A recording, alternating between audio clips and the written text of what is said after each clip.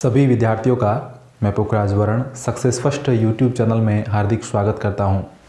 विद्यार्थियों, आज मैं एक नए प्रकार का आपके लिए वीडियो लेके आया हूं, जिसके अंतर्गत हम बहुत ही शॉर्ट वीडियो के अंदर बहुत सारी चीज़ें पढ़ने वाले हैं। इस वीडियो के अंतर्गत हम क्या क्या चीज़ें पढ़ेंगे, ध्यान देना। जनगणना 2011 ये हम राजस्थान और भारत के संदर्भ में पढ़ेंगे। दूसरा हम पढ़ेंगे जलप्रपात व नदियाँ, ये भी राजस्थान व भारत के संदर्भ में और विश्व के संदर्भ में पढ़ेंगे। फिर आते हैं इस बार के 2020 के राजीव गांधी खेल रत्न पुरस्कार, उसके बाद योजनाएं पढ़ेंगे, उसके बाद और भी अन्य महत्वपूर्ण अवार्ड है वो हम इसके साथ ही अटैच करके पढ़ेंगे। इसके अतिरिक्त हम बात करें तो विभिन्न प्रकार के जो संस्थान है राजस्थान के अंदर वो पढ़ेंगे। इसके बाद जो घास के मैदान हैं वर्ल्ड लेवल पे, वर्ल्ड लेवल की जो जियोग्राफी होती है उसके अंदर क्वेश्चन पूछे जाते हैं, तो उसमें सबसे महत्वपूर्ण प्रश्न हमेशा घास के मैदानों से संबंधित रहता है, तो वो प्रश्न हम यहाँ से लेंगे। इसके बाद परिवहन से रिलेटेड बहुत सारे प्रश्न हम करेंगे। तो एक छोटे सी वीडियो के अंदर बहुत सारी चीज़ें आज हम इंक्लूड करने वाले हैं, तो पूरी वीडियो के अंदर अंत तक बने रहे ताकि आप छोटी से छोटी चीज़ को बारीकी से अच्छे से समझ सकें। चलिए फर्स्ट हम पढ़ेंगे, पहला हम पढ़ते हैं जनगणना को। बात करें विद्यार्थियों हम जनगणना 2011 की, तो पहला प्रश्न यहां से क्या पूछा जाता है। विद्यार्थियों बिल्कुल धैर्य से आराम से पेन और कॉपी लेके बैठिएगा ताकि एक छोटी सी छोटी चीजों को अपन अच्छे से अच्छे कवर कर सकें। सबसे पहले बात करें हम जनगणना 2011 की, तो ये कौन से नंबर की जनगणना, ये प्रश्न हमेशा पूछा जाता है। मतलब 2011 की बात करें, 2001 की बात करें, उससे पहले 1991 की, 1981 की, इस प्रकार से। तो बात करें हम जनगणना 2011 की, तो विद्यार्थियों ये कौन सी जनगणना है, 15वीं जनगणना है। इसके अतिरिक्त कौन कौन से प्रश्न आपसे पूछे जा सकते हैं वो देखिएगा। सबसे पहले भारत के अंदर जो जनगणना हुई थी वो विद्यार्थियों हुई थी 1872 के अंदर। ये किसके काल में हुई थी, तो लॉर्ड मेयो के काल में ये जनगणना हुई थी। अगर आपसे प्रश्न घुमा के दूसरा पूछा जाता है कि भारत की कौन सी जनगणना एक निरंतर जनगणना, उसके बाद निरंतर जनगणनाएं हुई, कौन सी जनगणना के बाद भारत के अंदर निरंतर जनगणनाएं हुई, तो आप याद रखोगे सन 1881। किसका काल था इस समय, लॉर्ड रिपन का काल था। किसका था, रिपन का, और इस समय किसका था, मेयो का काल था। तो यहां से 3 प्रश्न क्लियर होंगे। जनगणना 2011 कौन सी जनगणना, 15वीं जनगणना। 1872 से जनगणना शुरू हुई किसके काल में, मेयो के काल में। और निरंतर जनगणना कब से शुरू हुई, हर 10 साल के बाद, हर 10 साल के बाद निरंतर जनगणना कब शुरू हुई, सन 1881 में। और उस समय शासनकर्ता कौन थे या गवर्नर कौन थे, तो रिपन थे। आगे हम बात करते हैं राजस्थान के संदर्भ में और भारत के संदर्भ में कि जनसंख्या कितनी है, जनसंख्या कितनी है, लिंगानुपात कितना है, साक्षरता कितनी है, सर्वाधिक जनसंख्या वाले राज्य कौन से हैं या जिले कौन से हैं, और न्यूनतम जनसंख्या वाले जिले कौन से हैं या राज्य कौन से हैं। तो ये बारीकी से प्रश्न, बिल्कुल ये छोटा सा चार्ट बनाया लेकिन बहुत सारे प्रश्न इसके अंदर बनते हैं। देखिए पहला प्रश्न क्या बनेगा कि राजस्थान की जनगणना 2011 के अनुसार राजस्थान की जनसंख्या कितनी है, ये प्रश्न बन सकता है। तो आप क्या लिखोगे, 6.85 करोड़। कितना करोड़, 6.85 करोड़, यानी कि 6,85,00,000। उसके बाद के आंकड़े बहुत पूछे नहीं जाते तो आपको याद नहीं रखने हैं, केवल 6.85 करोड़ आपको याद रखना है। इसके बाद भारत के संदर्भ में पूछा जाता है तो 1.21 अरब, यानी कि 1 अरब और 21 करोड़ ये भारत की जनसंख्या है जनगणना 2011 के अकॉर्डिंग। इसके बाद यहां से ही दूसरा प्रश्न उठा के पूछते हैं घनत्व से संबंधित कि जो जनसंख्या घनत्व है वो कितना है राजस्थान का और भारत का। विद्यार्थियों ध्यान देना कि जो राज्य छोटा होगा उसका लगभग जो जनसंख्या घनत्व है वो अधिक होता है, क्योंकि उसका क्षेत्रफल कम है, उसमें जनसंख्या ज्यादा है। और जिसका एक बहुत बड़ा क्षेत्रफल है और उस बड़े क्षेत्रफल के अंदर जनसंख्या भी ज्यादा हो तो चलेगा, लेकिन उसका जो जन घनत्व है, जो उसका घनत्व है वो क्या होगा, थोड़ा सा कम होगा। देख लीजिए यहाँ पे घनत्व की बात करें तो राजस्थान का घनत्व केवल मात्र 200 है, जबकि भारत की बात करें तो 382। राजस्थान का 200, भारत का 382। राजस्थान का इतना कम क्यों? क्योंकि राजस्थान भारत का सबसे बड़ा, क्षेत्रफल की दृष्टि से सबसे बड़ा राज्य है। इसलिए हम क्या कहेंगे कि राजस्थान का घनत्व भारत के घनत्व की तुलना में आधे के बराबर है, यानी कि लगभग आधा है। देखो इस 400 के करीब आ रहा है और ये 200 के करीब आ रहा है, इसलिए आधा ही हुआ। तो यहां से हम क्या कहेंगे कि घनत्व राजस्थान का 200, भारत का घनत्व कितना 382, क्योंकि सब राज्य एक जैसे नहीं होते हैं विद्यार्थियों, सब राज्य एक जैसे नहीं होते हैं। किसी का क्षेत्रफल अधिक है तो किसी की जनसंख्या अधिक है, जैसे कि राजस्थान का क्षेत्रफल अधिक है लेकिन जनसंख्या कम है। उत्तर प्रदेश का क्षेत्रफल राजस्थान की तुलना में काफी कम है लेकिन जनसंख्या उसकी बहुत अधिक है। तो इस प्रकार से आपको विद्यार्थी फैक्ट्स कॉन्सेप्ट याद रखने हैं। आगे बात करते हैं लिंगानुपात की। राजस्थान का लिंगानुपात 928, भारत का लिंगानुपात 943, 943। ये प्रश्न सीधे फैक्ट के रूप में पूछे जाते हैं। अगर बात करें लिंगानुपात राजस्थान का, तो राजस्थान का जो लिंगानुपात है वो सबसे ज्यादा डूंगरपुर में है। डूंगरपुर के बाद में राजसमंद और पाली, डूंगरपुर, राजसमंद और पाली, ये 3 जिले आपको याद रखने हैं लिंगानुपात के अंदर। और भारत के अंदर केरल जो है, केरल जो राज्य है इसका लिंगानुपात सबसे अधिक है 1094, 1094 इसका क्या है, इसकी लिंगानुपात है। और दूसरे नंबर पे आता है तमिलनाडु जिसका लिंगानुपात है 996। तो फैक्ट आपको याद रह जाएंगे ऐसी मैं आशा करता हूं। साक्षरता राजस्थान की 66.1, यानी कि 66.1 राजस्थान की विद्यार्थियों साक्षरता है। और भारत के संदर्भ में बात की जाती है तो भारत की साक्षरता कितनी है, 73% है। अगर भारत में सर्वाधिक साक्षरता की बात की जाती है तो केरल की है, कितनी है, 94% है। और राजस्थान में साक्षरता सबसे ज्यादा कहां है, तो 1 नंबर पे कोटा आएगा, दूसरे नंबर पे जयपुर आएगा और तीसरे नंबर पे झुंझुनू आएगा, जो अक्सर सबको याद होता है। 1 नंबर पे कोटा, 2 नंबर पे कौन आएगा, जयपुर, 3 नंबर पे कौन आएगा, झुंझुनू आएगा। चलिए आगे चलते हैं। सर्वाधिक जनसंख्या वाले जिले व राज्य, सर्वाधिक जनसंख्या वाले जिले व राज्य, यानी कि राजस्थान के संदर्भ में तो हम क्या याद रखेंगे, जिले याद रखेंगे, और भारत के संदर्भ में क्या याद रखेंगे, राज्य याद रखेंगे। ये तो आपको पता ही होगा। सर्वाधिक जनसंख्या वाले राजस्थान के ही 4 क्रमशः जिले हैं। सबसे ज्यादा जनसंख्या कहां पे है, जयपुर के अंदर, दूसरे नंबर पे जोधपुर के अंदर, तीसरे नंबर पे अलवर और चौथे नंबर पे नागौर। वापस से रिवाइज कर रहा हूं विद्यार्थियों, ध्यान दीजिएगा। 1 नंबर पे जयपुर, 2 नंबर पे जोधपुर, 3 नंबर पे अलवर और 4 नंबर पे नागौर। आई थिंक आपको ये याद हो चुका होगा। जयपुर, जोधपुर, अलवर, नागौर ये भारत राजस्थान के सर्वाधिक जनसंख्या वाले जिले हैं। अगर हम बात करें विद्यार्थियों भारत की, तो भारत के अंदर अगर बात करें राज्यों की, तो सर्वाधिक जनसंख्या वाला राज्य कौन सा है, यूपी। अभी मैंने थोड़ी देर पहले बात की, यूपी की जनसंख्या सबसे ज्यादा है।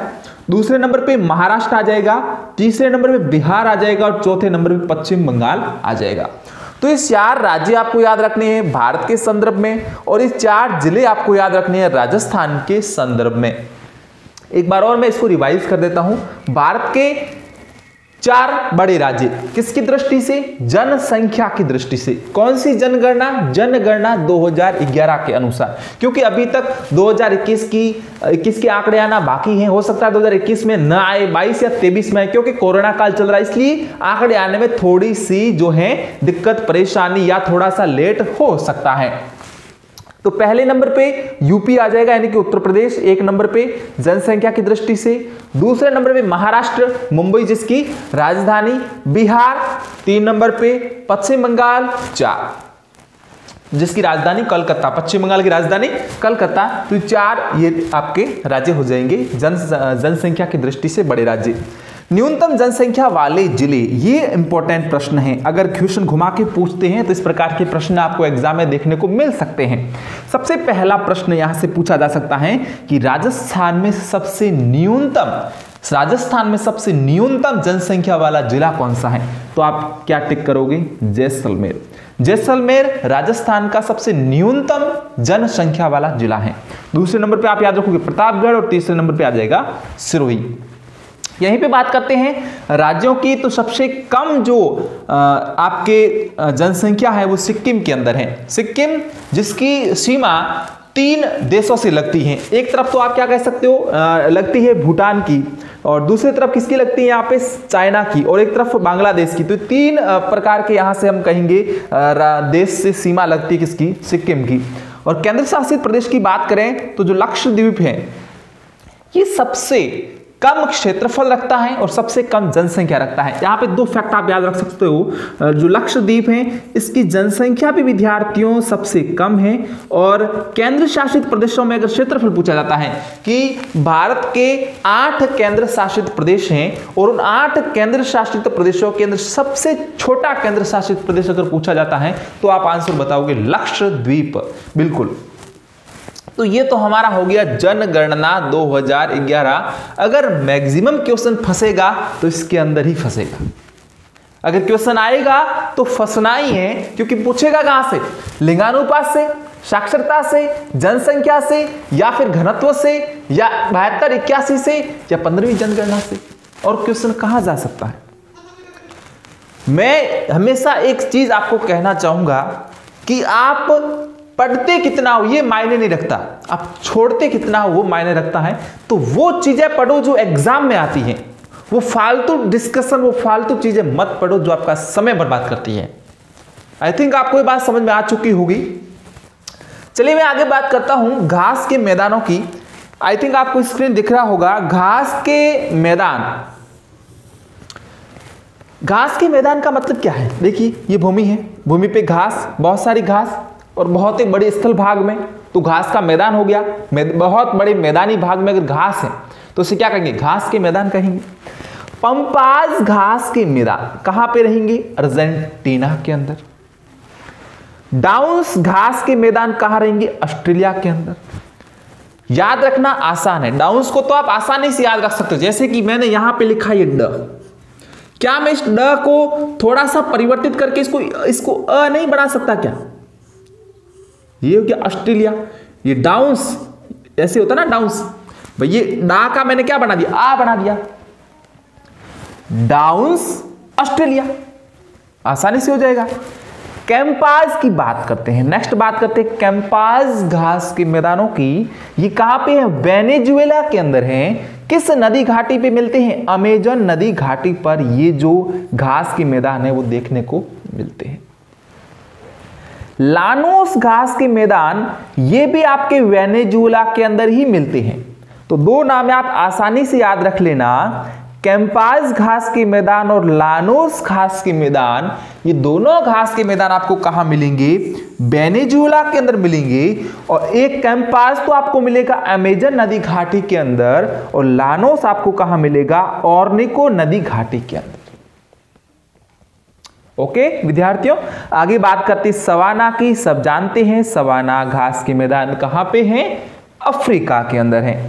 बेल्डास दक्षिण अफ्रीका के अंदर हैं। प्रेरी घास के मैदान ये भी मैक्सिमम बच्चे जानते हैं, उत्तरी अमेरिका के अंदर हैं। देखिए अमेरिका की अगर बात करें तो नॉर्थ अमेरिका अलग है और साउथ अमेरिका अलग है। नॉर्थ अमेरिका तो बिल्कुल ऊपर रह जाता है, जबकि साउथ अमेरिका बिल्कुल इस प्रकार से नीचे रह जाता है। अगर हम मानचित्र देखते हैं तो उसमें साउथ अमेरिका ऊपर है और नॉर्थ अमेरिका ऊपर है और साउथ अमेरिका कहां पे है? नीचे है। तो यहां पे देखिए विद्यार्थियों, प्रेरी घास के मैदान कहां पे हैं? उत्तर वाले में है, यहां इस वाले भाग में है। कौन से? प्रेरी घास के मैदान। न्यूजीलैंड की बात करते हैं विद्यार्थियों, तो न्यूजीलैंड जिसको हम कैसा देश कहते हैं? कीवी देश कहते हैं, कीवी राष्ट्र कहते हैं। अगर आपने कभी क्रिकेट का मैच देखा हो या सुना हो तो आपने सुना होगा कि कीवी क्रिकेटर, कीवी खिलाड़ी, तो वो कीवी क्रिकेटर, कीवी खिलाड़ी किस देश से संबंधित है? न्यूजीलैंड से संबंधित है। तो आप आसानी से याद रख सकते हो कीवी एक पक्षी है और ये पक्षी प्रजाति उस देश की जो है राष्ट्रीय पक्षी है। कीवी राष्ट्रीय पक्षी किसका? न्यूजीलैंड का। तो ऐसे फैक्ट आप याद रख सकते हो। और इसका घास का मैदान आपको याद रखना है कैंटरबरी। कैंटरबरी। मध्य रूस की बात करते हैं तो रूस में स्टेपिस घास के मैदान, जो सबको याद है लगभग, स्टेपिस घास के मैदान मध्य रूस के अंदर पाए जाते हैं। तो ये अपने हो गए घास के मैदान। लगभग क्वेश्चन मैं कह रहा हूं 100 में से 99% प्रश्न इन्हीं घास के मैदानों से बार बार अलट पुलट करके पूछे जाते हैं। मैक्सिमम इसमें भी मैं विशेष बता देता हूं, पंपास घास के मैदान अर्जेंटीना के, डाउन्स ऑस्ट्रेलिया के, और इसके अंदर प्रेरी उत्तरी अमेरिका के, स्टेपिस मध्य रूस के, और इसके अंदर ये भी ध्यान रख सकते हो कैंपास और लानोस ये वेनेजुएला के। आसानी से हो जाएगा, कोई दिक्कत नहीं है। अगर एक बार वीडियो को रिवाइज करोगे या भी आप नोट्स बना रहे हो, नोट्स को एक बार देखोगे ना, तो बिल्कुल बड़ी आसानी से आपको याद हो जाएंगे। बिल्कुल विद्यार्थियों, बात करते हैं जलप्रपात व नदियों की। सबसे पहले तो हम बात करेंगे नदियों की। भाई जलप्रपात किस पे होंगे? नदियों पे ही होंगे। जलप्रपात किस पे होंगे? नदियों पे होंगे। अगर बात करें हम गैर सोपा जलप्रपात की, और ये गैर सोपा जलप्रपात, इसका दूसरा नाम विद्यार्थियों क्या है? जोग। अगर आपको प्रश्न पूछा जाता है कि जोग जलप्रपात किस नदी पर है, आप पढ़ के क्या गए हो? गैर सोपा जलप्रपात पढ़ के, वहां पे आप कंफ्यूज हो जाएंगे, सर मैंने जोग तो पढ़ा ही नहीं या मैंने गौर सोपा तो पढ़ा ही नहीं। ये दोनों एक ना, आप चाहे इसको गैर सोपा जलप्रपात कहो, चाहे आप इसको जोग जलप्रपात कहो, ये दोनों एक ही हैं। किस राज्य के अंदर है? कर्नाटक के अंदर है। किसमें है? कर्नाटक के अंदर है, जिसकी राजधानी क्या है विद्यार्थियों? बेंगलुरु जिसकी राजधानी है। और यहां पर बात करें तो ये शरावती नदी पर जो है ये गैर सोपा जलप्रपात प्रेजेंट है। दूसरी बात करते हैं यैना जलप्रपात की और धुआंधार जलप्रपात की। ये दोनों ही अलग अलग जलप्रपात हैं विद्यार्थियों। यैना जलप्रपात नर्मदा नदी पर है, तो धुआंधार जलप्रपात भी कहां पे है? नर्मदा नदी पर है। पुनासा व चूलिया जलप्रपात, ये दोनों जलप्रपात विद्यार्थियों कहां पे हैं? चंबल नदी पे हैं। राजस्थान की सबसे लंबी नदी चंबल नदी। अगर पूर्णतः राजस्थान की बात करते ना, पूरी तरीके से राजस्थान की सबसे लंबी नदी या आंतरिक प्रवाह की सबसे लंबी नदी, तो वो आपको घग्गर नदी याद रखना है। लेकिन अगर राजस्थान की लंबी नदी पूछा जाता है तो चंबल नदी आपको याद रखना है। चंबल नदी और पुनासा और चूलिया, पुनासा और चूलिया ये दोनों कहां पे हैं? चंबल नदी पर जो है वो जलप्रपात हैं। अब देखिए, अब आया शिव समुद्रम। शिव, ये जड़ा दिया कावेरी, शिव जी से रिलेटेड है कावेरी। शिव कावेरी, शिव कावेरी, शिव समुद्रम जलप्रपात कावेरी नदी। कावेरी नदी कहां पे? इमेजिन करो, ऊपर कृष्णा नीचे कावेरी। कृष्णा कावेरी तमिलनाडु वाले क्षेत्र में है। तमिलनाडु वाले क्षेत्र की मुख्य नदी, यानी दक्षिणी भारत की ये मुख्य नदी। किस भारत की? दक्षिणी भारत की। साउथ इंडिया की सबसे बेहतरीन, सबसे मुख्य नदी कावेरी नदी। लेकिन इसके अतिरिक्त भी नदियां हैं विद्यार्थी, ऐसा नहीं कि सबसे मुख्य यही है, इसके अतिरिक्त भी नदियां हैं। कृष्णा नदी यहां पे है, गोदावरी नदी यहां पे है, महानदी भी लगभग दक्षिणी भारत के अंदर मिड पॉइंट में है, आप उसको मध्य में मान सकते हो।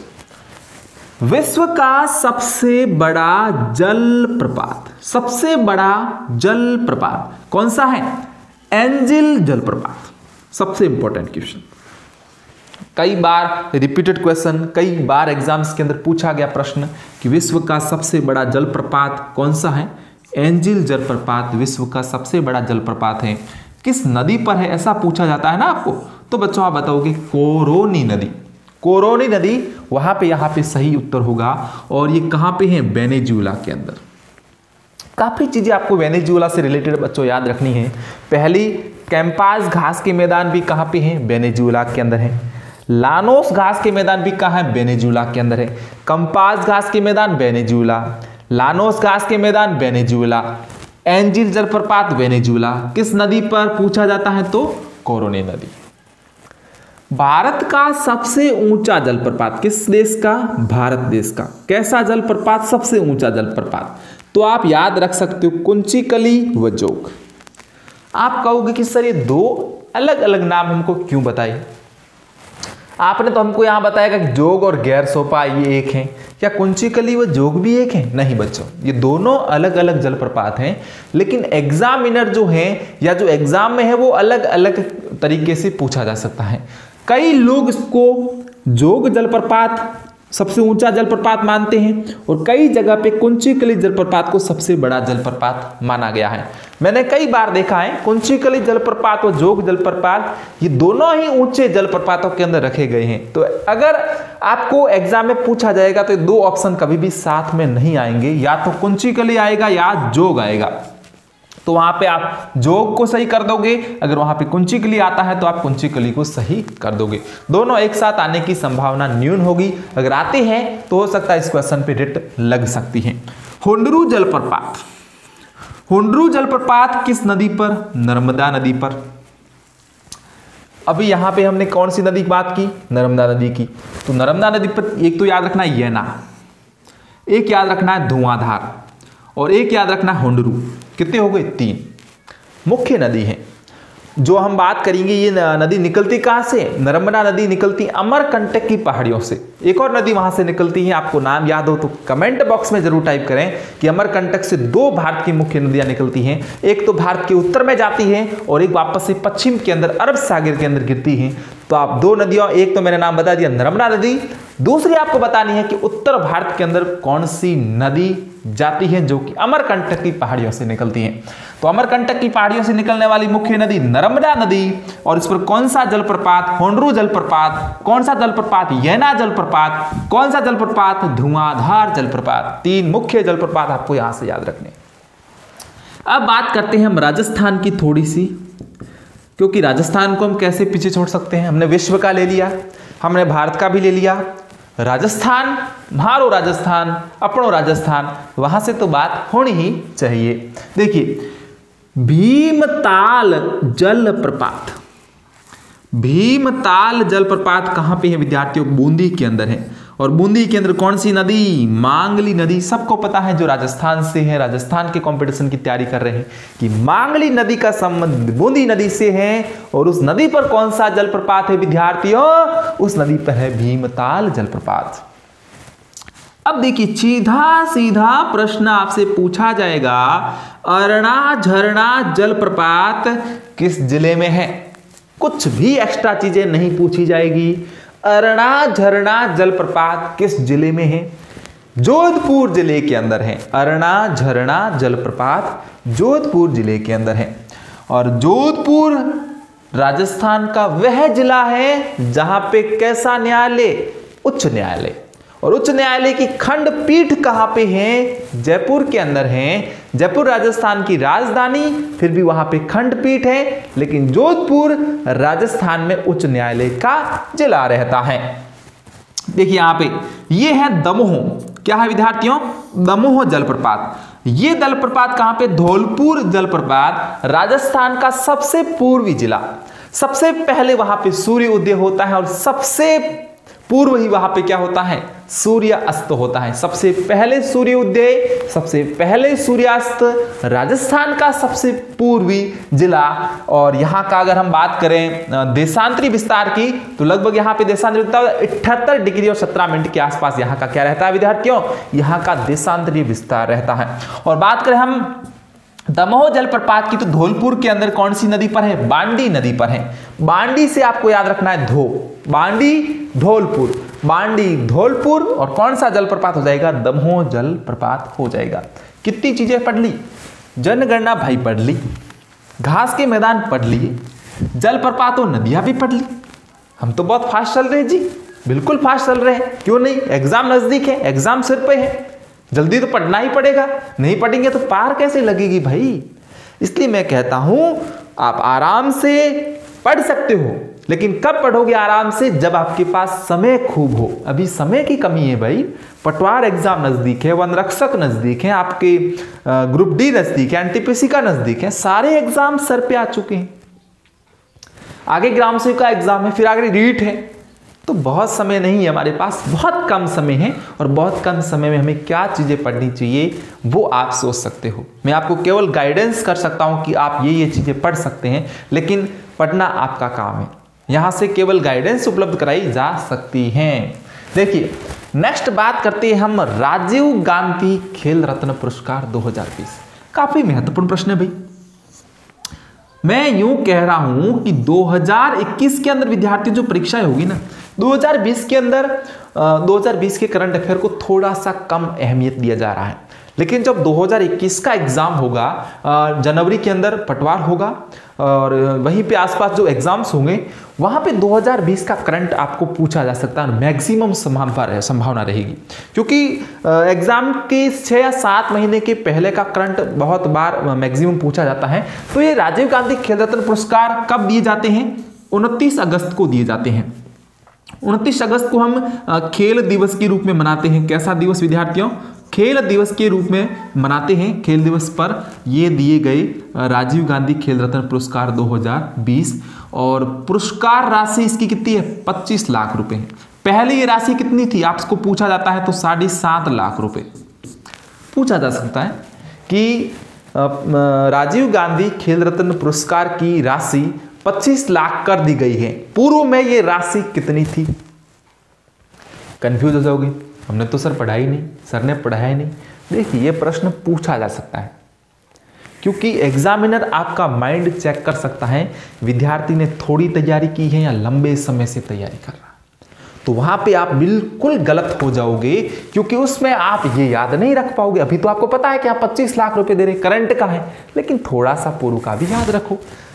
अभी कितने रुपए दिए जा रहे हैं? 25 लाख। पहले कितने दिए जा रहे थे? 7.5 लाख रुपए, 7.5 लाख रुपीस। अगर हम आगे बात करें विद्यार्थियों कि राजीव गांधी खेल रत्न पुरस्कार 2020 में कितने लोगों को दिया गया? विद्यार्थियों 5 खिलाड़ियों को दिया गया। वैसे दिया किसमें जाता है? खेल के क्षेत्र में दिया जाता है। और हम यूं बात करें, अगर आपसे प्रश्न यह भी पूछा जा सकता है, कैसा प्रश्न पूछा जाएगा कि खेल में सबसे सर्वोच्च पुरस्कार कौन सा है? तो राजीव गांधी खेल रत्न पुरस्कार ही खेलों में सबसे सर्वोच्च पुरस्कार माना जाता है। विजेता कौन कौन है उसका ये देख लीजिए। सबसे पहले रोहित शर्मा की बात करेंगे, मोनिका बत्रा हैं, विनेश फोगाट हैं, मरियप्पन थंगावेलु हैं, रानी रामपाल। मैं जैसे जैसे आपको पढ़ा रहा हूं वैसे वैसे पढ़ते जाओ, वैसे के वैसे प्रश्न आपको एग्जाम के अंदर देखने को मिलेंगे। बिल्कुल विद्यार्थियों, मैं आपको ये कह रहा हूं, आप गांठ बांध लेना इसको। बिल्कुल ऐसे के ऐसे प्रश्न आपको एग्जाम में देखने को मिले। रोहित शर्मा क्रिकेटर हैं, क्या हैं? क्रिकेटर हैं, क्रिकेट से संबंधित है। और आप जानते हो जब इनका बैट जम जाता है तो शतक लगा देते हैं, फिर दोहरे शतक के पास भी पहुंच जाते हैं, दोहरा शतक मार देते हैं। या काफी अच्छे खिलाड़ी हैं भारत क्रिकेट टीम के। मोनिका बत्रा टेबल टेनिस की खिलाड़ी हैं। विनेश फोगाट, नाम में ही पावरफुल नाम लग रहा है, विनेश फोगाट। तो पावरफुल नाम होगा तो पावरफुल लोग क्या काम करते हैं? कुश्ती लड़ने का काम करते हैं। तो विनेश फोगाट किससे रिलेटेड हो जाएंगे? कुश्ती से रिलेटेड हो जाएंगे। मरियप्पन थंगावेलु, यहां से ल पकड़ लो और इस ल को इस ल से मिला दो, लूली नहीं करना है। मरियप्पन थंगावेलु एथलीट से रिलेटेड खिलाड़ी। रानी रामपाल हॉकी के खिलाड़ी हैं, और रानी रामपाल एक महिला हैं, और महिला हॉकी टीम की ये क्या है विद्यार्थियों? कैप्टन। क्या है? महिला हॉकी टीम की विद्यार्थियों रानी रामपाल क्या है? कैप्टन है, और ये बहुत महत्वपूर्ण खिलाड़ी हैं। ये प्रश्न आपको एग्जाम में पूछा जा सकता है कि रानी रामपाल का संबंध किस खिलाड़ी से? हॉकी से। दूसरा प्रश्न, वर्तमान में भारतीय हॉकी टीम की कैप्टन कौन है? रानी रामपाल। फिर रोहित शर्मा का संबंध किस खेल से है? क्रिकेट से। मोनिका बत्रा का संबंध किस खेल से है? टेबल टेनिस से। प्रश्न पूछा जा सकता है निम्न में से किस खिलाड़ी का संबंध कुश्ती से है? ऑप्शन दे देंगे, रोहित शर्मा, मोनिका बत्रा, विनेश फोगाट, मरियप्पन थंगावेलु।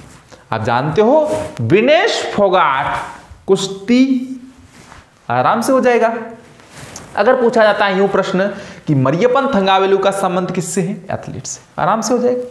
दूसरा प्रश्न खेल संबंध से, खेल से रिलेटेड, खेल पुरस्कार से रिलेटेड। द्रोणाचार्य अवार्ड राशि 10 लाख रुपए नॉर्मली किसको दी जाती है? कोच को दी जाती है। कोच का मतलब क्या है? जो सिखाता है खेल को, खेल कैसे खेला जाता है, वही कोच, उसको दिया जाता है द्रोणाचार्य अवार्ड राशि, जिसकी राशि कितनी है? द्रोणाचार्य अवार्ड दिया जाता है और जिसकी राशि आपकी है 10 लाख रुपए। अर्जुन पुरस्कार राशि 15 लाख रुपए है, और इस बार कितने लोगों को दिया गया? 27 लोगों को दिया गया। इसकी राशि इंपॉर्टेंट है और 27 व्यक्तियों को दिया गया ये इंपॉर्टेंट है। और इसके अलावा इन 27 खिलाड़ियों में कुछ 7-8 के नाम भी आपको याद रख लेने हैं, वो मैं अलग से एक वीडियो बना दूंगा जिसमें आपको समझा दूंगा मैं। ध्यानचंद अवार्ड की राशि कितनी है? 15 लाख रुपए है। अब देखिए थोड़ा सा अलग है, चेंज मेकर अवार्ड किसको मिला है इस बार? पायल जांगीड़ को मिला है। सीधे के सीधे प्रश्न यहां से उठते हैं। चेंज मेकर, ये इस बार राजस्थान पुलिस के अंदर शायद पूछा गया प्रश्न है कि चेंज मेकर अवार्ड किसको मिला? पायल जांगीड़ को। बिल्कुल ऐसा का ऐसा प्रश्न आपको मिला था। देखिए यहां पे ये मैं कुछ प्रश्न लेके आया हूं अकादमियों से रिलेटेड। राजस्थान के अंदर जो संस्थान है, जो अकादमियां हैं, वहां से बच्चों प्रश्न एक पूछा जाता है। हर बार एग्जाम के अंदर एक प्रश्न पूछा जाता है।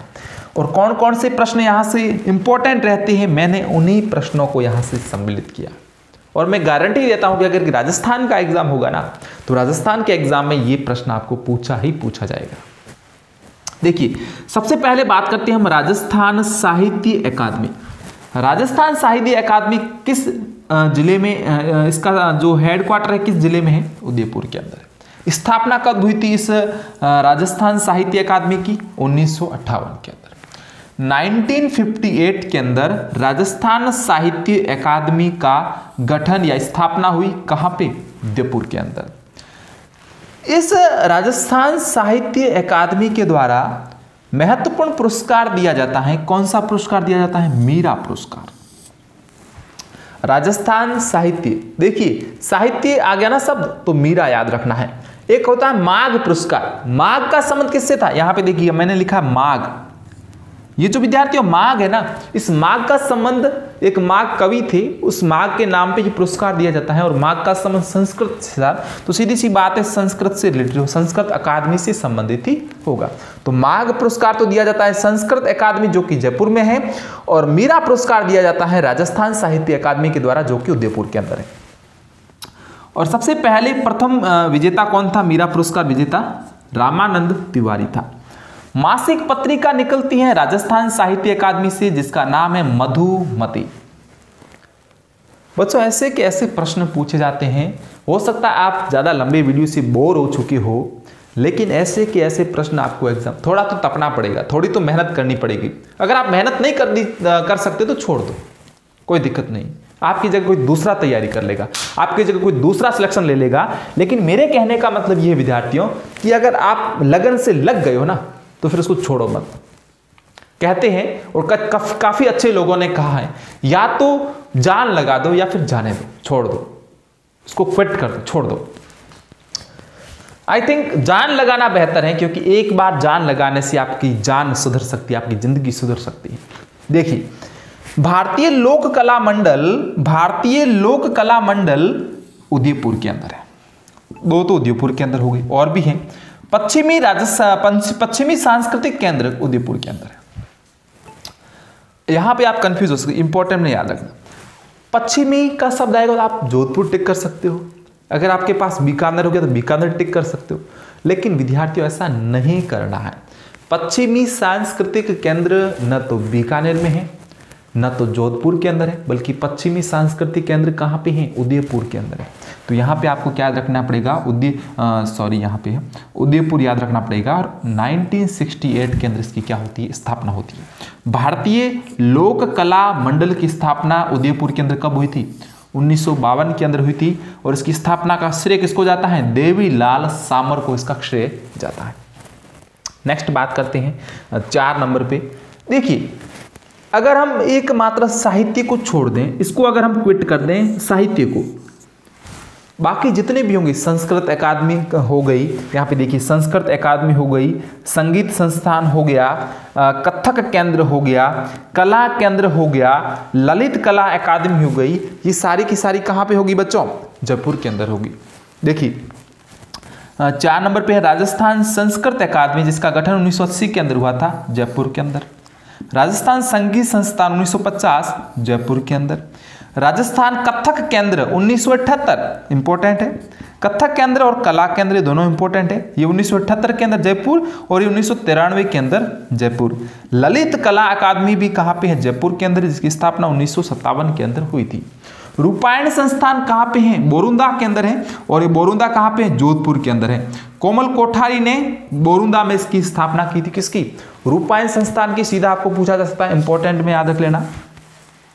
राजस्थान संगीत नाटक अकादमी, देखिए क्वेश्चन दो प्रकार से आपको पूछा जा सकता है, यहां पे मैं लिख देता हूं। क्वेश्चन दो प्रकार से पूछा जा सकता है। एक तो आपको पूछा जाएगा विद्यार्थियों, यहां पे था हाँ संगीत संस्थान, एक तो आपको पूछा जाएगा संगीत संस्थान कहां पे है, और दूसरा प्रश्न आपको घुमा के पूछा जा सकता है संगीत नाटक अकादमी। कौन सी अकादमी? संगीत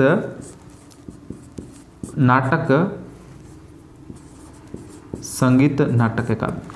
कुछ फर्क नहीं है, देखिए यहां पे संगीत है, यहां पे भी संगीत है, बीच में क्या जोड़ा है? केवल नाटक जोड़ा है। नाटक शब्द जब भी आएगा ना, सीधा ठोक देना जोधपुर को। किसको लगा देना? जोधपुर को लगा देना, आपका बिल्कुल सही उत्तर हो जाएगा। तो ये देखो संगीत नाटक अकादमी जोधपुर 1957, ये सही हो जाएगा, जोधपुर सही हो जाएगा। केवल संगीत आता है ना, केवल संगीत, तो वहां पे आप जयपुर को सही कर दो। तो केवल संगीत संस्थान तो जयपुर में है, लेकिन संगीत नाटक संस्थान कहां पे है? जोधपुर के अंदर है, 1957 का है। राजस्थान राज्य अभिलेखागार, बहुत ज्यादा महत्वपूर्ण, बहुत ज्यादा इंपॉर्टेंट प्रश्न है, बहुत बार पूछा गया प्रश्न है कि राजस्थान राज्य अभिलेखागार किस जिले में है? बीकानेर के अंदर। लेकिन अगर आपको पूछा जाता है प्रश्न थोड़ा सा अलग टाइप का, क्योंकि अभी देखिए विद्यार्थियों कॉम्पिटिटर्स ज्यादा है, कॉम्पिटिटर्स ज्यादा होने के कारण क्वेश्चन को बनाने का तरीका बदल दिया गया है। अब देखिए क्वेश्चन ऐसा बन सकता है कि राजस्थान राज्य अभिलेखागार की स्थापना सर्वप्रथम किस जिले में की गई थी? तो वहां पे बीकानेर विद्यार्थियों गलत होगा, बिल्कुल गलत होगा। आप कहोगे सर अभी तो आपने बताया, मैंने बताया, क्या बताया मैंने ये बताया कि राजस्थान राज्य अभिलेखागार जो अकादमी है या जो संस्थान है, इसकी स्थापना ये कहाँ पे? मैंने ऐसा बताया, मैंने बताया राजस्थान राज्य अभिलेखागार बीकानेर के अंदर है अभी, लेकिन जब इसका सर्वप्रथम गठन हुआ था तो ये जयपुर में स्थापित की गई थी। कहाँ पे? जयपुर के अंदर। इसके बाद इसका स्थानांतरण कहाँ हुआ था विद्यार्थियों? बीकानेर की। तो फर्स्ट आपको याद रखना, जयपुर के अंदर इसको स्थापित किया गया था, लेकिन स्थानांतरित कहाँ पे किया गया? बीकानेर के अंदर किया गया। इसका गठन 1955 के अंदर हुआ था और 1960 में इसका स्थानांतरण कहाँ किया गया? बीकानेर के अंदर। देखिए मैंने इतनी सी चीजों में आपको कितना टॉपिक क्लियर कराया, सही आप दिल से बताना, हार्टली बताना कि मैंने कितनी चीजें आपको क्लियर करवा दी। दोस्तों अगर आपको यहां से वीडियो पसंद आ रहा है ना, तो दिल से इसको लाइक जरूर कर दें, क्योंकि यहां से मेहनत लग रही है। आपका केवल एक लाइक करने में कोई समय नहीं जाने वाला है। यहां से लाइक करोगे, शेयर करोगे तो हमको भी यहां से हार्टली अच्छा फील होगा। देखिए आगे हम बात करते हैं कुछ योजनाओं की, क्योंकि इस बार का ट्रेंड ज्यादा चल रहा है, ट्रेंड चल रहा है, ये ट्रेंड चल रहा है योजनाओं से संबंधित क्वेश्चन पूछने का। यहां से क्वेश्चंस ज्यादा पुटअप होते हैं। तो देख लीजिए मैंने काफी सारी योजनाएं आपके लिए तैयार की है और बहुत कम चांसेस हैं कि इससे बाहर कुछ आए। राजस्थान से संबंधित मैं बात कर रहा हूं। अगर आप राजस्थान के किसी एग्जाम्स की तैयारी कर रहे हैं तो इससे बाहर शायद ही कोई योजना जाए। पालनहार योजना, इसका प्रारंभ होता है 8 फरवरी 2005 से। 8 फरवरी 2005 से कौन सी योजना? पालनहार योजना। अब देखिए काफी पुरानी योजना है, लेकिन एग्जाम में काफी बार पूछी जाती, इसलिए मैं ये लेके आया हूं, क्योंकि हो सकता है आने वाले एग्जाम के अंदर ये योजनाएं टपक पड़े। नेक्स्ट है मुख्यमंत्री निःशुल्क दवा योजना। एक तो है दवा योजना और एक है जांच योजना। दोनों ही मुख्यमंत्री के द्वारा निःशुल्क संचालित योजना है, निःशुल्क संचालित योजना है, लेकिन दोनों ही अलग अलग समय के अंदर आई थी। अगर हम बात करें मुख्यमंत्री निःशुल्क दवा योजना की, तो ये तो आई थी विद्यार्थियों 2011 के अंदर। किस तारीख को? 2 अक्टूबर को आई थी। और मुख्यमंत्री निःशुल्क जांच योजना की बात करें तो ये 7 अप्रैल 2013 को आई थी। इसके अंदर क्या क्या चीजें हैं वो देख लीजिए। मुख्यमंत्री निःशुल्क दवा योजना के अंतर्गत पहले 608 दवाएं फ्री दी जाती थी, लेकिन अब राजस्थान के अंदर मुख्यमंत्री निःशुल्क दवा योजना के तहत कितनी दवाएं निःशुल्क दी जा रही है? 712 दवाएं निःशुल्क दी जा रही है। बहुत ज्यादा इंपॉर्टेंट प्रश्न है, यहां पे आप इसको क्लिक कर सकते हो। मुख्यमंत्री निःशुल्क जांच योजना पहले 70 जांचें फ्री की जाती थी, अब कितनी जांचें फ्री की जाएगी? 90 जांचें फ्री की जाएगी। बिल्कुल ये प्रश्न आपको आराम से याद होना चाहिए, एक बार में याद हो जाना चाहिए। तीसरा, ये तीसरी हो, हाँ यहाँ पे डबल लिख दिया, तीसरा है ना, तीसरा डबल लिख दिया, कोई बात नहीं, आप चौथा मान सकते हो या तीसरे से ही शुरू कर सकते हो।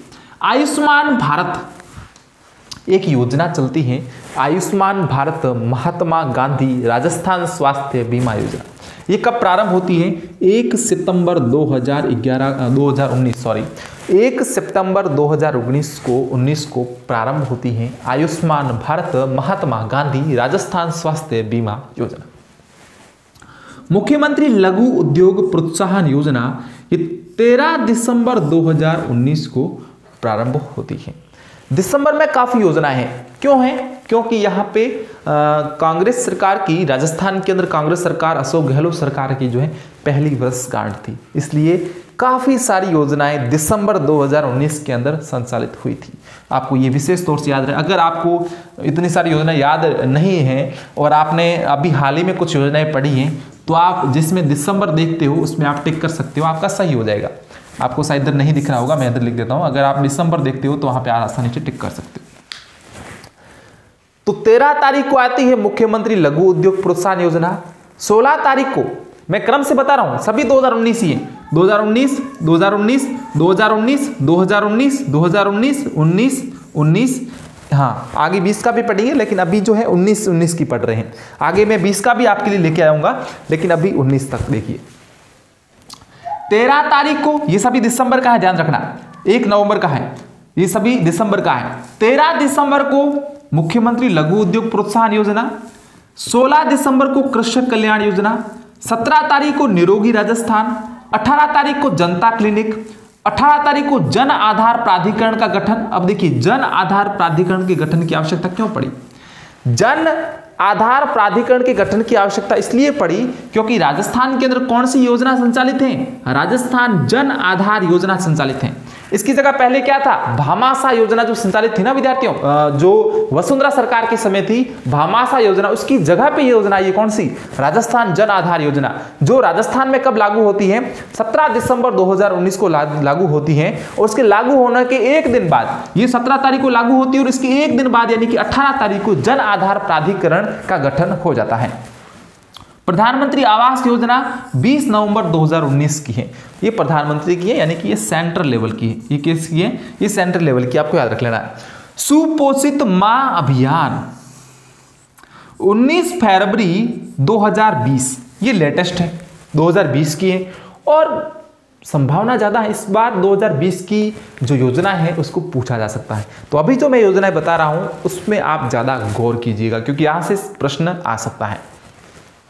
सुपोषित मां अभियान कब प्रारंभ होती है? 19 फरवरी 2020 को प्रारंभ होती है। और ये सुपोषित मां अभियान जो है विद्यार्थियों, ये कौन आरंभ करता है? ये कोटा से शुरू होती है। अभी आप जानते हैं भारत के जो सदन है, भारत का जो संसद है, भारत के संसद के अंदर जो है 2 सदन है, एक उच्च सदन है और एक निम्न सदन है। उस सदन हम राज्यसभा को कहते हैं, निम्न सदन हम लोकसभा को कहते हैं। तो जो निम्न सदन लोकसभा है, उस लोकसभा का जो अध्यक्ष है वर्तमान में कौन है? ओम बिड़ला साहब है। कौन है विद्यार्थियों? यहां पे मैं लिख देता हूं, ओम बिड़ला है। ओम बिड़ला ये वर्तमान में विद्यार्थी कौन है? लोकसभा अध्यक्ष हैं। लोकसभा अध्यक्ष को निम्न सदन कहा जाता है, संसद का निम्न सदन कहा जाता है। अनुच्छेद आपको अगर पूछा जाता है तो मैं ट्रिकली आपको बता देता हूं। अनुच्छेद आप याद रख सकते हो विद्यार्थियों, सरला याद रख सकते हो। स से संसद, र से राज्यसभा और ल से लोकसभा। 79, 80 और 81, 79, 80 और 81, यानी कि 79 नंबर पे आएगा संसद, 80 नंबर पे आएगा राज्यसभा और 81 नंबर पे आएगा लोकसभा। तो इसके अनुच्छेद हो जाते हैं। ओम बिड़ला वर्तमान में लोकसभा अध्यक्ष हैं। अगर आपको पूछा जाता है किस संसदीय क्षेत्र से पूछा जाता है तो कोटा आपको याद रखना है। कोटा आपको याद रखना है, कोटा से चुने गए थे और वही कोटा से शुरू होती है सुपोषित माँ अभियान, जो कि ओम बिरला के द्वारा कोटा से आरंभ होती है 19 फरवरी 2020 को। मुख्यमंत्री राजनीर योजना ये 13 मार्च को आरंभ होती है 2020 को। थार योजना भी 13 मार्च 2020 को आरंभ होती है और ये थार योजना ऐसे लिखते हैं अंग्रेजी में थार, THAR। ये जो थार योजना है, इस थार योजना का संबंध किससे है? कृषि से। किससे संबंधित है? ये कृषि से संबंधित एक प्रकार की योजना है। थार योजना जो कब आरंभ होती है? 13 मार्च 2020 को आरंभ होती है कृषि योजना। नेक्स्ट हम बात करते हैं सौदी योजना की। इसके बाद भी हम योजनाओं को आगे जारी रखेंगे, लेकिन एक बार हम यहां तक ही पढ़ते हैं, उसके बाद मैं वीडियो को आगे कंटिन्यू करूंगा, थोड़ा सा स्क्रीन चेंज कर दूंगा। देखिए, ये सौदी जो योजना है वो है इंदिरा गांधी मातृ पोषण योजना। अब ये योजना है क्या? इसका नाम किस पे है? इंदिरा गांधी, भारत की पूर्व प्रधानमंत्री इंदिरा गांधी के नाम पर है इंदिरा गांधी मातृ पोषण योजना। जो विद्यार्थियों दूसरी संतान होगी, एक जिसकी पहले संतान है, देखिए ध्यान दीजिए, जिसकी एक संतान पहले है, एक संतान पहले है और उसकी अगर दूसरी संतान होती है, दूसरी संतान होने पर उसको कितने रुपए की सहायता दी जाएगी? 6,000 रुपए की सहायता दी जाएगी। 6,000 रुपए की क्या दी जाएगी? गवर्नमेंट के द्वारा सहायता दी जाएगी। किस योजना के तहत दी जाएगी? इंदिरा गांधी मातृ पोषण योजना के तहत दी जाएगी। और योजना कब शुरू होती है? राजस्थान के अंदर 17 मार्च 2020 को शुरू होती है। और इस योजना में कितना खर्चा करने की घोषणा की गई है? तो 225 करोड़ रुपए खर्च करने की यहां पर घोषणा की गई है राजस्थान सरकार के द्वारा। स्क्रीन तो आपको कम लग रही होगी, लेकिन जानकारियों का एक अथाह समुद्र मैंने यहां पे समाहित किया है, ये आप यहां से समझ चुके होंगे। आगे भी हम इस वीडियो को कंटिन्यू करेंगे, तो आप कहीं मत जाइएगा। अगर थक चुके हो तो चाय की चुस्की ले लीजिएगा, बिस्किट खा लीजिएगा, थोड़ा सा 2 मिनट का रिलैक्स कर लीजिएगा, तब तक हम वापस से शुरू करेंगे। तो विद्यार्थियों, एक बार फिर से आप जुड़ जाइए नए जोश और जुनून के साथ, और हम शुरू करेंगे वर्ष 2020 के अंदर पुरस्कारों की। वापस से हम पुरस्कारों पे आते हैं। 2020 के अंदर जो पुरस्कार दिए गए हैं पद्म अवार्ड, और ये पद्म अवार्ड कितने लोगों को दिए गए? तो पूरे इंडिया के अंदर टोटल 141 लोगों को इस बार क्या दिए गए? पद्म अवार्ड दिए गए। 141 क्या दिए गए? पद्म अवार्ड दिए गए। इसमें से कुल 118 तो पद्म श्री थे, 16 इसमें पद्म भूषण थे, और 7 इसमें विद्यार्थियों क्या थे? पद्म विभूषण थे। तो आपको संख्या पूछी जा सकती है कि कुल पद्म अवार्ड कितने दिए? 141। उनमें पद्म श्री कितने थे? 118। उसमें पद्म भूषण कितने थे? 16 थे। उसमें पद्म विभूषण कितने थे? 7 थे। तो ऐसे छोटे छोटे प्रश्न आपको फैक्ट के रूप में पूछे जा सकते हैं। अब देख लीजिए, यहां पे मैं बात करता हूं, ये पुरस्कार कब दिए? गणतंत्र दिवस के दिन दिए। 26 जनवरी 2020 को 5 राजस्थानियों को क्या दिए गए? पद्म श्री दिए गए।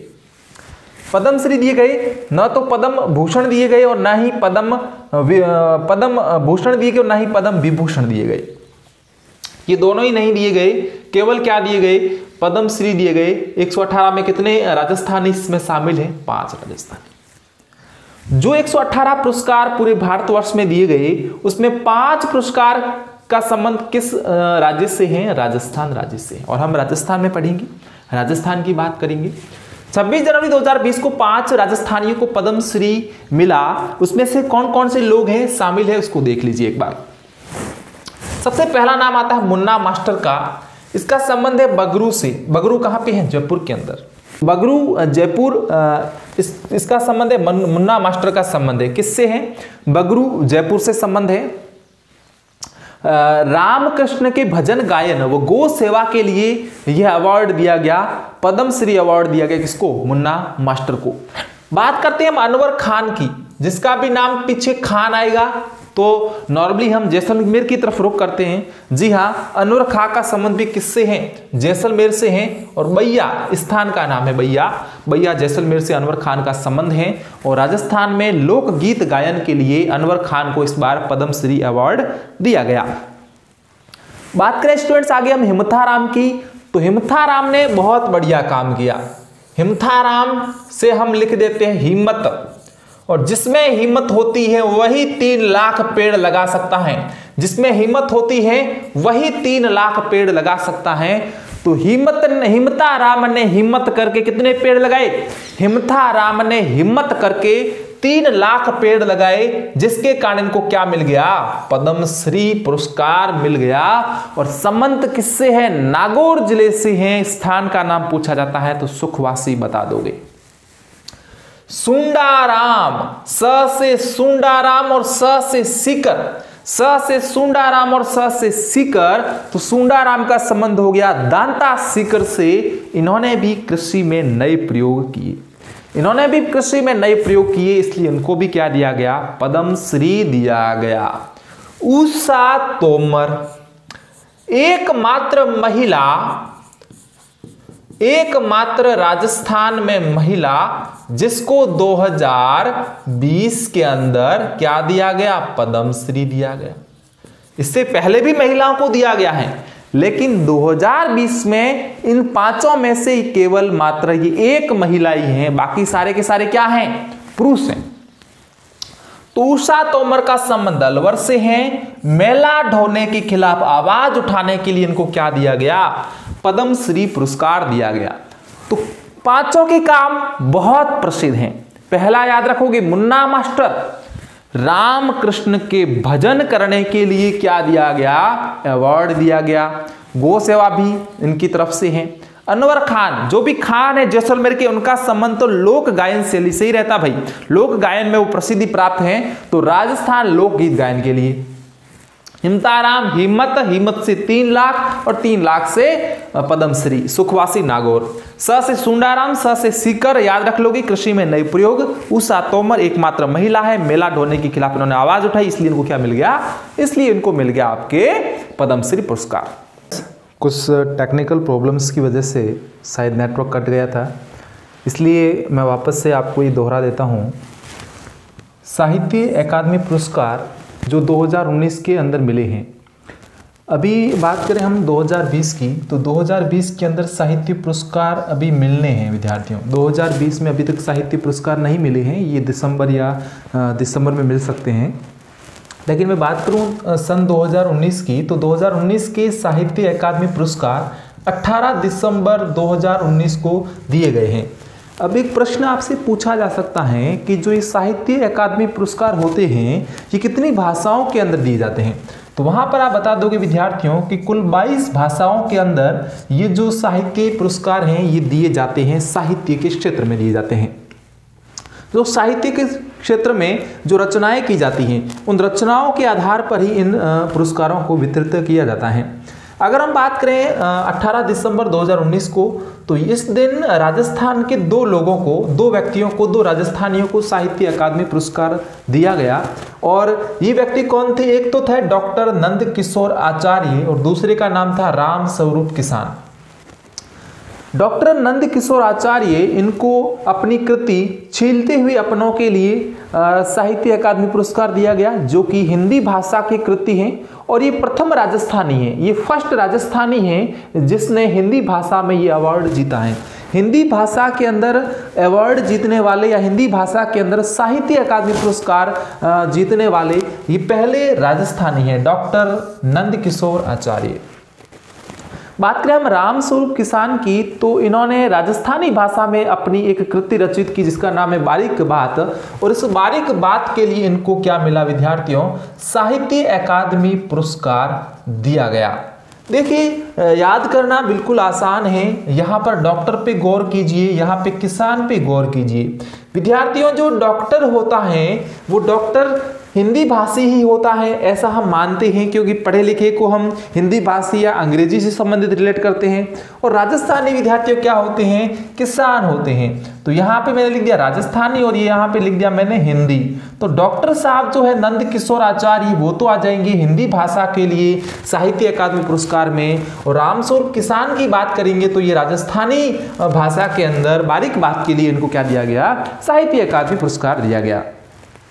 नेक्स्ट पुरस्कार की बात करते हैं 13वें एशियाई खेल 2019 में हुए। 13वें एशियाई खेल कहां पर हुए विद्यार्थियों?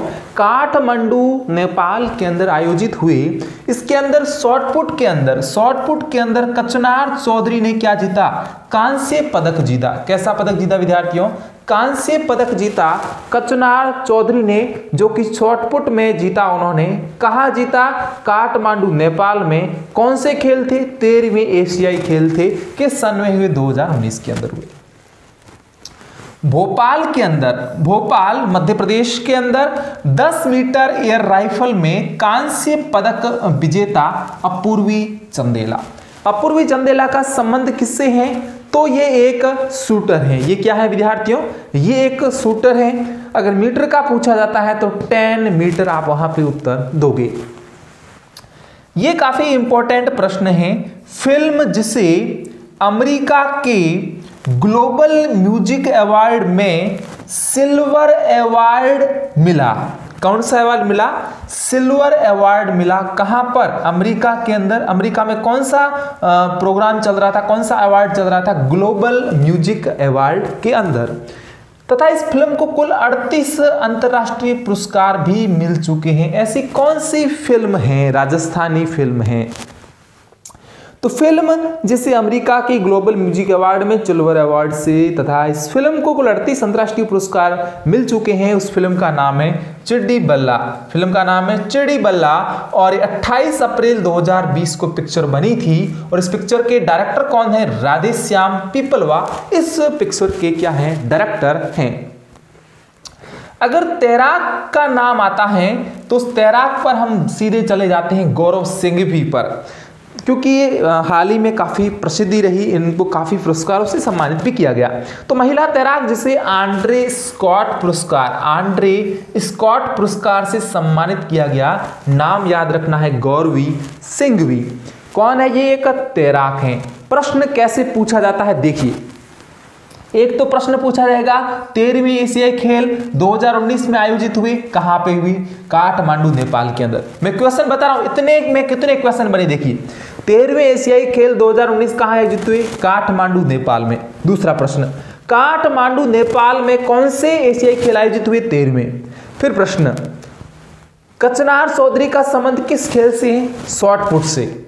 हाल ही में 13वें एशियाई खेल 2019 काठमांडू नेपाल के अंदर कांस्य पदक विजेता निम्न में से कौन है? कचनार चौधरी। ऐसे प्रश्न आ सकते हैं। फिर क्वेश्चन आएगा, भोपाल में 10 मीटर एयर राइफल में कांस्य पदक विजेता अपूर्वी चंदेला। फिर प्रश्न पूछा जाएगा अपूर्वी चंदेला का संबंध किससे है? एयर शूटर हैं। फिल्म जिसे अमेरिका के अंदर ग्लोबल म्यूजिक अवार्ड में सिल्वर अवार्ड मिला, चिड़ी बल्ला फिल्म कब बनी? 28 अप्रैल 2020 को बनी। डायरेक्टर कौन है? राधेश्याम पीपलवा है। ऐसी कौन सी पिक्चर है जिसको 38 अंतर्राष्ट्रीय पुरस्कार मिल चुके हैं? चिड़ी बल्ला। महिला तैराक जिसको आंड्रे स्कॉट पुरस्कार मिला, गौरवी सिंघवी का संबंध किस खेल से है? तैराक है। सॉरी, किससे संबंधित है? तो वो तैराक हैं। तो ये तो कुल मिला के राजस्थान के अंदर हमने अवार्डों की बात की। यहाँ पे हमने आधी योजनाएं पढ़ ली थी, आधी हम थोड़ी देर के बाद पढ़ेंगे। राजीव गांधी खेल रत्न पुरस्कार पढ़ चुके हैं, साहित्य अकादमियां पढ़ चुके हैं, जलप्रपात पढ़ चुके हैं, जनगणना पढ़ चुके हैं, घास के मैदान पढ़ चुके हैं, सारी की सारी बातें कर चुके हैं। अब थोड़ी सी बात हम करेंगे योजनाओं की। हमने 14 योजनाएं पढ़ ली, एक्चुअल में 15 योजनाएं पढ़ ली हैं। उसके बाद की योजनाएं जो बची हैं वो हम इसी वीडियो में आगे पढ़ते हैं।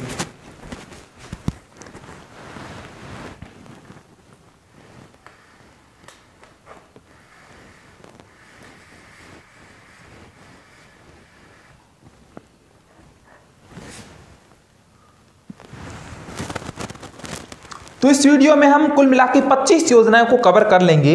यहां पर देखिए 24 तक तो आप देख रहे हो, ऊपर हमने डबल लिख दिया था, तो कुल मिला के 25 योजनाएं यहां पे क्या हो जाती है विद्यार्थियों, आपकी कंप्लीट हो जाती हैं।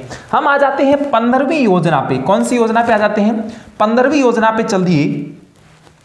अब थोड़ा सा मैं इसका शायद आपका ब्राइटनेस कम हो सकता है, इसका ब्राइटनेस थोड़ा सा मैं बढ़ा देता हूं।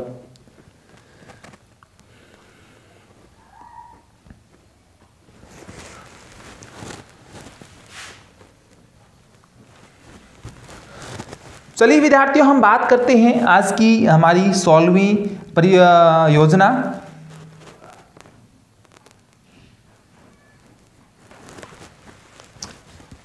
चलिए विद्यार्थियों आ जाइए 15वीं योजना पे। 15वीं योजना का नाम है उपज ऋण योजना। उपज ऋण योजना क्या है? ये एक योजना है। इस योजना के अंतर्गत विद्यार्थियों क्या दिया जाता है? ऋण दिया जाता है। कितने ब्याज पर दिया जाता है? 3% ब्याज पर यह ऋण दिया जाता है। तो आपसे यह प्रश्न पूछा जा सकता है कि उपज ऋण योजना कितने ब्याज दर पर दिए जाना वाला एक ब्याज है या ऋण है? तो उत्तर क्या होगा? 3% होगा। ऐसा क्वेश्चन आ सकता है। इसके अलावा क्वेश्चन क्या आ सकता है? देखिए, उपज ऋण योजना का शुभारंभ कब हुआ? तो 1 जून 2020 को हुआ। अभी जो मैं योजना बता रहा हूं वो काफी इंपॉर्टेंट योजना है, इस पे ध्यान दीजिएगा। कामधेनु डेयरी योजना। कामधेनु डेयरी योजना का शुभारंभ होता है 3 जून 2020 को, यानी कि ऋण योजना शुरू होने के जस्ट 2 दिन के बाद कौन सी योजना शुरू हो जाती है? कामधेनु डेयरी योजना शुरू हो जाती है। इसके अंदर आपको एक प्रश्न पूछा जा सकता है, योजना कब शुरू हुई? दूसरा प्रश्न पूछा जा सकता है कि कामधेनु डेयरी योजना के अंतर्गत कृषक, सरकार और बैंक लोन का अनुपात बताइए।